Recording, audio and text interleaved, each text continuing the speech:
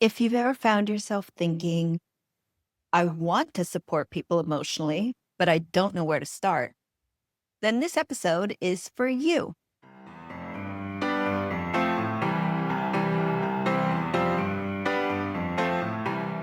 Hello, friends, and welcome to the Bright Morning Podcast. I'm your host, Elena Aguilar, and in each episode, you will learn how to lead conversations that build connection and spark change. So today we are kicking off a special series designed to support you in those emotional dip periods that show up in the school year. Those times when energy is low and tensions are high and people are just trying to make it through. And we're starting where we need to start, with understanding emotions. Because if you want to coach people and not just their performance, you've got to start here. So let's jump into it. There's something I hear often from leaders and coaches, especially around this time of the year. And it's a version of this question, which is, what do I do when someone is having big emotions? Maybe they're crying. Maybe they are withdrawn. Maybe they are defensive or angry. And maybe you freeze or you try to fix it. Or you think, I'm not cut out for this.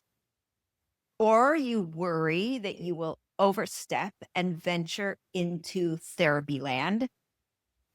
And if that sounds familiar, I want you to know that you are not alone. I have been in all of those places. When I first started coaching, I remember vividly how unprepared I felt when someone cried. I literally felt like I was panicking, and I would think, I am not a therapist. I don't know what to do about this. And then I would try to move on. I would try to redirect the conversation and get back to the work. But here's the truth that I had to learn.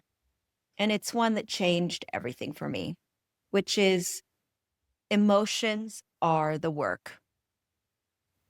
When we avoid emotions, we miss the very heart of what people need, which is to feel seen and heard and supported. And when we learn how to witness and honor those emotions, that's when real transformation becomes possible. So let me tell you a story. I was coaching a teacher named Stephanie. Well, that's what I'll call her. And this was in her second year. And she was committed and thoughtful and also incredibly hard on herself. And she came into our coaching session one day, quiet and tense. And when I asked how she was doing, she burst into tears. And she said, I thought I'd be good at this, but I feel like I'm failing. And everything in me wanted to say, you are not failing. You're doing a great job. But instead, I paused and I said, yeah, you're carrying a lot. Tell me what you're feeling. And she looked so surprised, like no one had ever asked her that before.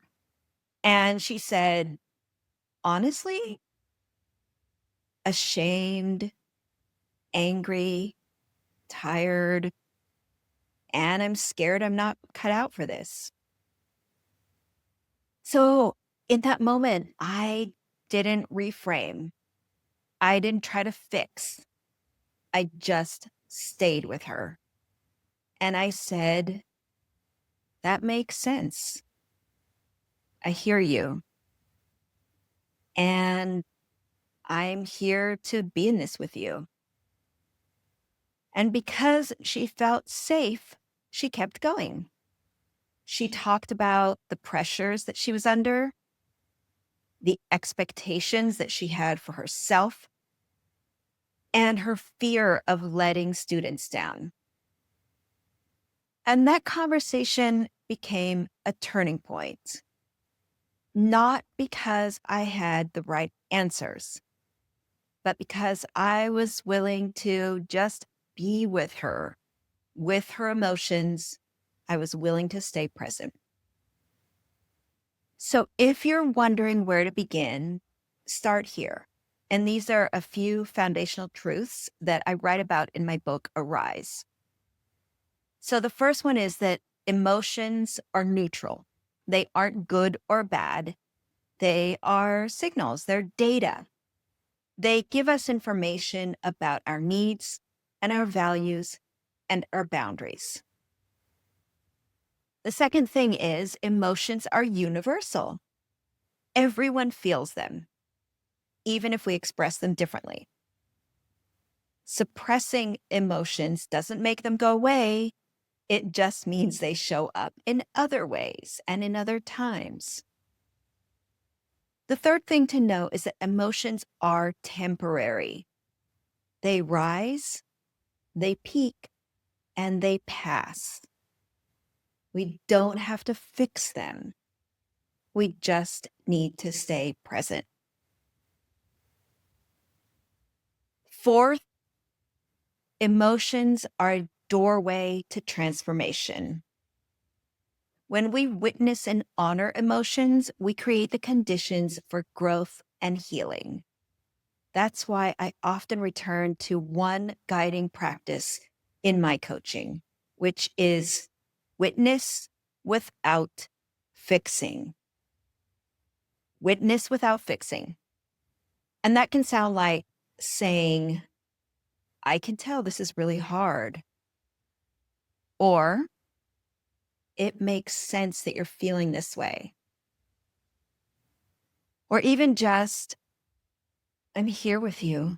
Yeah, go on. And that's it.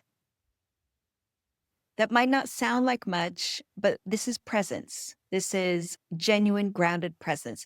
And that is what people crave most when they're hurting. So here's a reflection for you for this week. Think back to a moment when you felt a strong emotion at work. What was it? How did you respond to yourself? What message did you receive implicitly or explicitly about that emotion? And then ask yourself, what do I want to believe about emotions moving forward? And here's a challenge for you. The next time someone expresses emotion, big or small, pause. Say something simple like, that sounds really hard. Or, I can tell this matters to you. Just let there be some space and notice what happens. If you want more support in building this skill set, then come to our workshop called Coaching for Retention and Resilience. We will practice exactly what I shared with you today, and you will walk away with the tools and the confidence to navigate emotions with presence and care. All right, thank you for being with me today. And if this episode gave you a new way to think about coaching, or even just a little bit of relief that you don't have to fix everything, then please share it with someone who might need it. And if you are listening to the podcast, then maybe hop over to Apple Podcasts and rate and review the show. That helps others find us. And if you're watching me on YouTube, then give this video a like. And if you're not yet subscribed, maybe now's the time. We release new videos every week with tools and practices and reminders that you are not alone in this work. You'll find the link to subscribe to our YouTube channel in the show notes. All right, friends, this show is produced by Leslie Bickford, and Stacy Goodman does the sound engineering. And be well, everyone. I will see you next time.